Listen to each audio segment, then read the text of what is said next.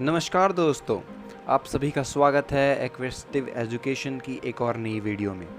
मैं आपका एजुकेटर शिवम आप सभी लोगों के लिए मौर्यन डायनेस्टी पे आज का ये वीडियो लेक्चर लेके आया हूँ। आज के इस वीडियो लेक्चर में हम लोग डिस्कस करेंगे किस तरीके से मौर्यन डायनेस्टी का राइज हुआ था, किस तरीके से आप कह सकते हैं मगध एम्पायर को ख़त्म करते हुए मौर्यन डायनेस्टी हमारे कॉन्टेस्ट में आई थी, किस तरीके से उसने काफ़ी सारे साम्राज्य और मान सकते हैं लगभग आधा भारत अपने हिस्से में ले लिया था। अपने मतलब आप कह सकते हैं रूल कर रहे थे वहाँ पे मौर्यन डायनेस्टी के राजा।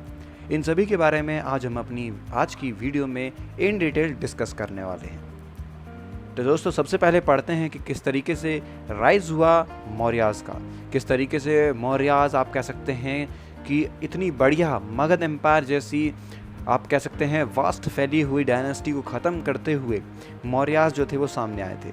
मैं बता दूंगा आपको, जो लास्ट रूलर रहे थे मगध एम्पायर के नंदा, तो जिनका नाम था धनानंद नंदा, तो वो काफ़ी अनपॉपुलर थे। किस बात पे अनपॉपुलर थे? क्योंकि उनका जो टैक्स का जो रूल्स थे वो काफ़ी ख़राब थे। तो लोग, जो जनता थी उनकी, वो इस बात से बहुत ही ज़्यादा नाराज़ थी। और साथ ही साथ मैं बता दूंगा आपको, जो पोस्ट अलेक्जेंडर इन्वेजन हुआ था नॉर्थ वेस्टर्न इंडिया में, वहाँ पे भी कई सारे आप कह सकते हैं फॉरेनर पावर्स आ गई थी, तो इस बात का भी उन्हें सामना करना पड़ा था। और भी कई सारे आप कह सकते हैं रीजंस रहे जहाँ पे एक नई डायनेस्टी सिलीयूसिड डायनेस्टी करके थी, जो कि सिलीयूकस निकेटर के नाम पे आप कह सकते हैं उन्होंने वो फाउंड करी थी। उनका राज्य भी उन्होंने लिया था, क्योंकि आप कह सकते हैं वो जनरल थे अलेक्जेंडर द ग्रेट के। अलेक्जेंडर द ग्रेट जब आया था उस टाइम पे, जब उसने अपना एक आप कह सकते हैं जनरल यहाँ पे छोड़ दिया था जिसका नाम था सिलीयूसिड निकेटर, तो वो भी आप एक तरीके से जो जितना उनका हिस्सा था उस पर राज कर रहे थे। और इन सभी को हटाते हुए चंद्रगुप्त ने आप कह सकते हैं, और चंद्रगुप्त के साथ साथ एक और इंसान रहे थे जिसे आप कौटिल्य या फिर आप मान सकते हैं, जो कि बहुत ही बढ़िया आप कह सकते हैं एक इंटेलिजेंट और पॉलिटिकल दिमाग वाला इंसान, जिसके पास बहुत ही अच्छी नॉलेज रही थी और मिलिट्री स्ट्रैटेजी की भी उसके पास काफ़ी अच्छी नॉलेज रही थी। इकोनॉमिस्ट रहे थे वो, उन्होंने ही अस्त्र शस्त्र का आप कह सकते हैं विकास करा था। तो आप मान सकते हैं वो काफ़ी बढ़िया थे।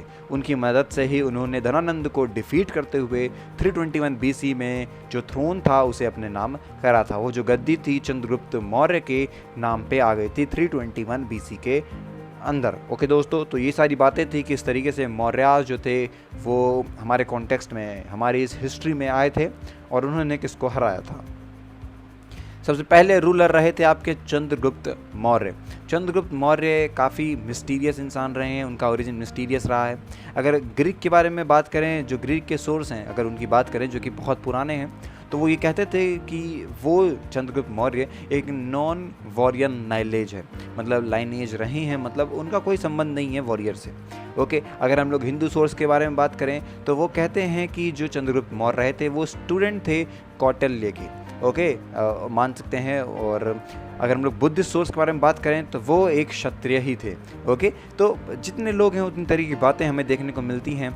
हर इंसान ने अलग अलग तरीके से मेंशन करा है कि चंद्रगुप्त मौर्य किस तरीके से सामने आया, क्योंकि कई लोगों का ये भी मानना है कि वो एक ऑर्फन थे और जिनकी कोई फैमिली नहीं रही थी, और इस वजह से कौटिल्य ने उन्हें ट्रेंड करा था और उसी तरीके से वो लोग राज करने आ गए थे। ओके, उनके पास उनके खुद के ग्रीक अकाउंट्स थे जिनका नाम आप मान सकते हैं सेंड्रोकोटस नाम था।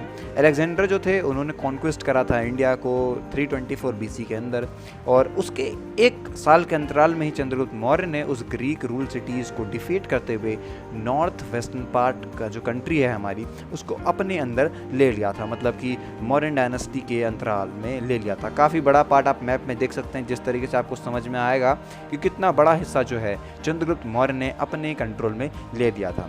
कौटिल्य उन्हें स्ट्रैटेजी प्रोवाइड कराया करते थे और चंद्रगुप्त मौर्य उसे एग्जीक्यूट करते थे।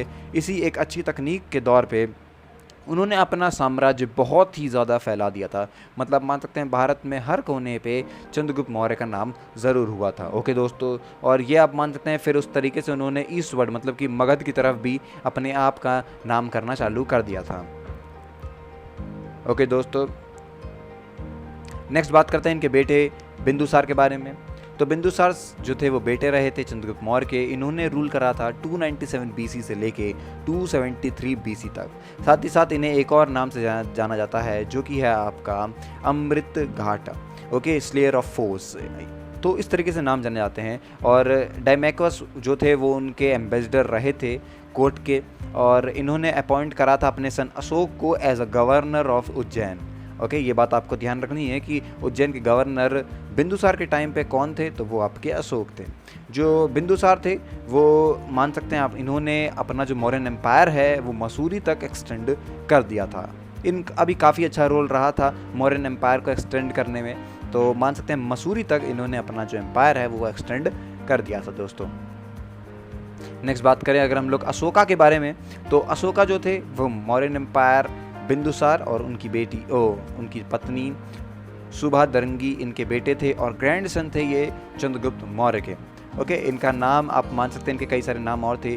देवा नाम पिया भी संस्कृत में मतलब नाम दिया गया था इनका, मतलब कि जिसका मतलब होता है बिलव्ड ऑफ द गॉड्स, मतलब कि भगवान का प्रिय।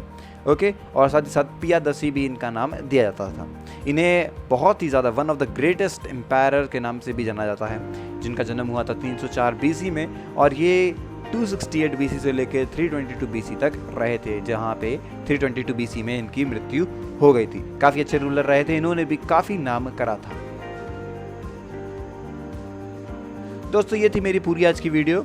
आई होप कि इस वीडियो से आपने काफ़ी कुछ सीखा होगा।